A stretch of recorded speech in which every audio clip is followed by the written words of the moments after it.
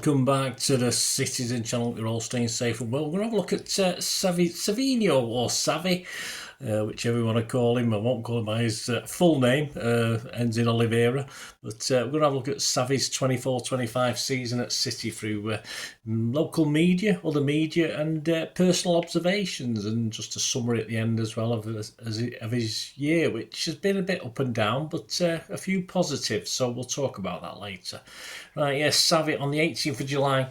City announced, it wasn't exactly a surprise at the time, it had been in the pipeline, the sign of Brazilian winger Savinho from Troyes on a 5-year deal until 2029 for a fee of approximately just under 31 million, about 30.8 million. And he wouldn't turn 21 until April 2025. So only a young lad, and I don't think he expected to be thrown into the cauldron of a pretty tough season, wasn't it, for City? So that was one thing. I say he's got plenty of time left age-wise, hasn't he? Of course he has. Savinho had an outstanding campaign on loan at Girona last season, as he helped the Spanish side qualify for the Champions League for the first time in their history. He scored 11 goals and contributed 10 assists as a Catalonia club finished third behind Real Madrid and Barcelona. He wears the number 26. Yes, Mahrez is a player who respected greatly, so he takes on Mahrez's shirt number. He said through an interpreter at the time, "I'm excited about the chance to work under Pep, one of the greatest coaches ever, and someone I know will help me improve even more. I had an amazing time in Spain. I'm looking forward to a new challenge of playing the Premier League and alongside some of the best players in the world. I can't wait to meet the fans and my new teammates and hopefully be part of bringing more success to City." Cheeky said, Savinho is a very exciting player. I think the City fans are really going to enjoy watching him. What he achieved last season at Girona was remarkable. He's already a full Brazilian international. He has a big role to play for City this season and beyond. We are totally confident in his ability. He's still young and has the potential to become even better. And everyone knows that Pep is the best at helping players develop even further. But he's already shown his huge quality and technical ability. He's an exciting addition to our attacking area. Whilst his new teammates were still on tour over in the US, Savinho was unveiled to fans at an event in Manchester on Sunday the 4th of August, along with the new women's team player Mia Dama. So how about a debut against City's fiercest historical rivals, and why not have it at the home of football? Yes, Wembley. And he even asked the poor sod to step up and take a penalty. That's what we had to do as well.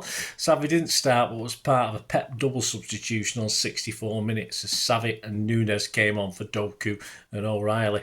At 1-1 in normal time, it went to penalties. He stepped up to score to make it 3-3 with City's fourth penalty. Simon Pekowski, the Manchester Evening News, said of his time on the pitch, confident on the ball in his very first appearance and scored him a 6. I said, should be happy with his 30 minutes and a crucial penalty scored him and I scored him a 6 also. Pep said he had a good impact. He can play on both sides. On the left, he has incredible quality and can attack the byline. After that, he is really good at the crosses. He will help Erling to score goals. Look at the goal we scored, byline and a cross. When you have ability to arrive in these positions and make a good cross, but not just inside, he was aggressive. With our wingers, I asked them, when you have a good feeling, attack the opponent. It doesn't matter if you dribble or not, you have to do it. It's your quality. It doesn't matter if you aren't effective, but you have to do it. He did it really well for the 35 minutes he played. Savinho made his full debut for City at the Bridge. Yes, I was there. My first trip there first trip ever. In a 2-0 win on the 18th of August. Possibly an injury to Bob sort of fast-tracked his start in the side. It didn't quite all go to plan as he had to come off at half-time, though nursing a sore knee and a bloody big ice pack for the second half. But he'd made an impression. Joe Bray noted that he started on the right surprisingly and made the opener with his pass towards Haaland. He immediately switched to the left. He continued to probe, but his afternoon was cut short by a collision towards the end of the first half that saw him replaced at the break. He scored him a 7 out of 10. For me, I said, fingers crossed he's not badly injured. He wasn't. Just a knock. And Cucurella and everyone who faced him didn't like it. I scored him a 7.5 out of 10. Jack Gornwright for the Mail led with the headline, City's Silky Savinho shines on debut. Even better for Sav in his Etihad debut against Ipswich on the 24th of August in a 4-1 win. He firstly won a penalty for City on 12 minutes, nipping past Davis, who caught his heel. Ref Salisbury wasn't convinced, but changed his mind when he was sent to the monitor. Haaland scored the penalty to make it 1-1. 2 minutes later, and it's 2-1. Keeper Muric messes about with it on the edge of the box. Savinho worries him out of it and says, "Thank you very much, I'll have that." And the ball falls to KDB to stroke it home. On 42 minutes, Savi was a bit clumsy though in his own box, as he'd also been at the bridge last week. This time a coming together of he and Davis, and yeah, a bit like the bridge, a clumsy attempted tackle, but thankfully again we got away with it. Joe Bray was again positive about the player. He said, "Clever play to win the penalty so soon after going behind, and it was his pressing that dispossessed Muric for a second a couple of minutes later. A relentless option on the right and a blistering start to life in the Premier League." Yeah, he scored him an 8 out of 10. I said he was a bit quieter, but I'll take the work that led to KDB's goal and earned a penalty. He'll be happy. And yeah, I was reasonably happy. I scored him 7.5. That Wembley knock to the knee, though, was aggravated, and he missed out on the trip to West Ham on the 31st of August.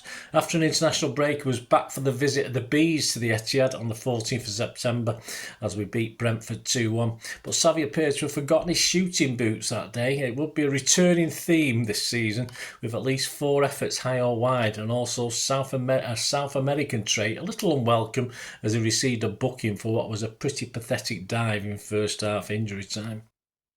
He got 6s from me and Simon Bukowski of the Manchester Evening News. Another 6 out of 10 performance as he played his first Champions League game for City, a 0-0 draw with Milan on the 18th of September. He worried the Italians, but for me was too keen to try and go for glory himself rather than find a teammate.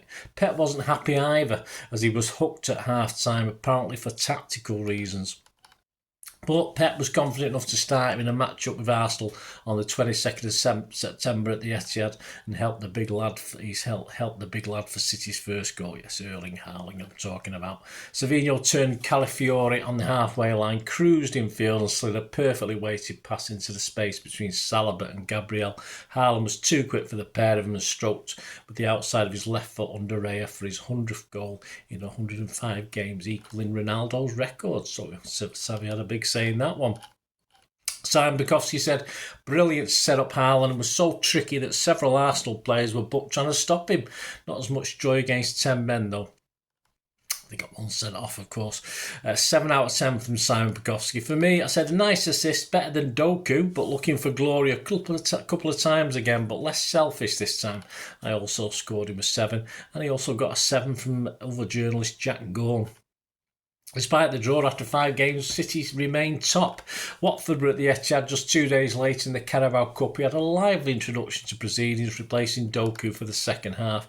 He smacked the side netting, then when he was on target with a curler, it was headed off the line by Tom Ince, and his luck was out after starting a run just outside his own box. He sprinted with the ball diagonally, leaving players behind, and his effort smacked the right post, which denied him a memorable solo effort.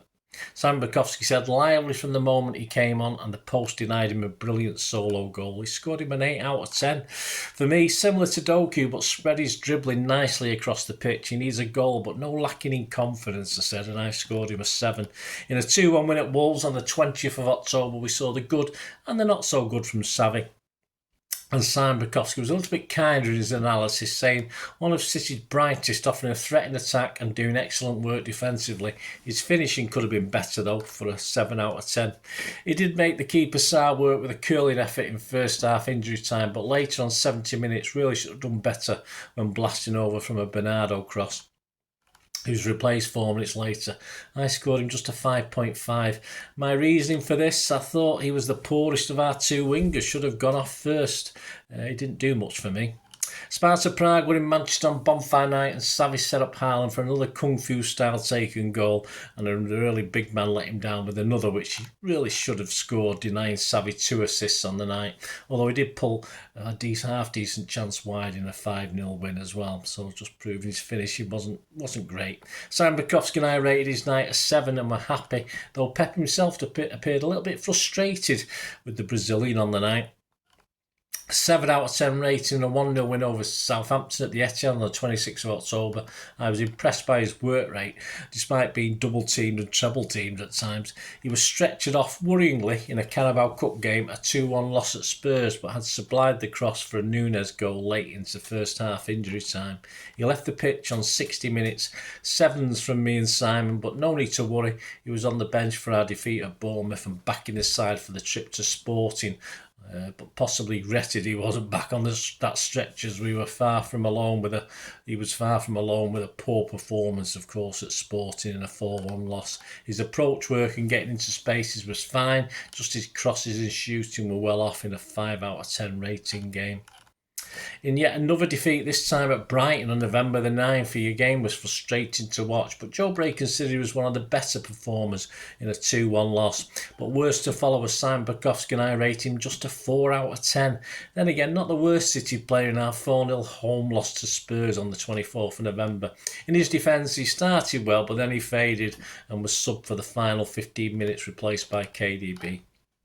As City gave up a 3-goal lead against Feyenoord, he watched on with the rest of us aghast. I mean, we were like that, weren't we, watching this one? As the Dutch took it to 3-3, as City's form just got worse.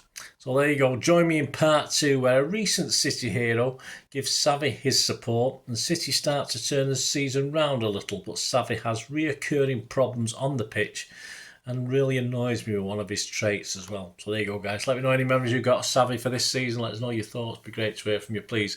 If you are interested in supporting the channel, you've not smashed those buttons already, if you can do so. But there are other ways of supporting the channel as well. So if I can just ask, if you just keep watching and listening for another 45 seconds to a minute or something like that, if you want to help support the channel. Thanks for watching, guys. I hope you enjoyed the feature, and yeah, if you can support me through the subscription, if you can subscribe, guys, that'd be wonderful if you've not already done so. We do actually have memberships at the moment, just 99p a month, so you get access to all my City stuff, including all the history vlogs, dozens and dozens not been published yet that you get immediate access to, and every time I do a edit and do a vlog, you get immediate access to it as well. So you can have a copy of scripts as well if you want any hard copy of the sort of things I do on matches and teams and managers and players, etc, etc. So if you can join the membership, that'd be wonderful. We'd fine. And yeah, if you want to support the channel just by watching the ads, that helps. Watch the ads, let them play through while you just have to check your phone or something, let it play out.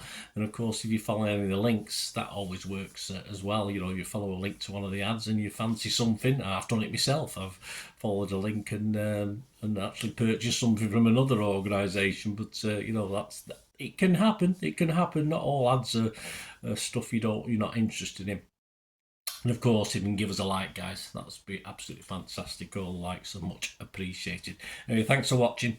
Until the next time, of course, I only ever ask one thing, don't I? Please, I ask you all to stay safe, especially you Blues. Until the next time, come on, City. Bye for now.